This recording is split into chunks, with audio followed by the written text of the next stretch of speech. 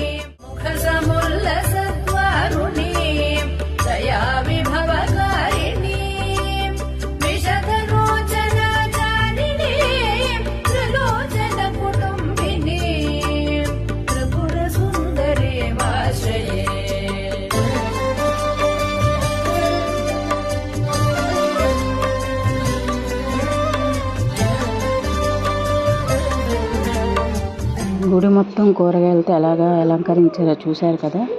మీకు ఈ వీడియో నచ్చినట్టయితే ఒక లైక్ చేయండి, షేర్ చేయండి, సబ్స్క్రైబ్ చేసుకోండి. అమ్మవారి కరుణ మీకు ఎప్పుడూ ఉండాలని కోరుకుంటున్నాను. బాయ్.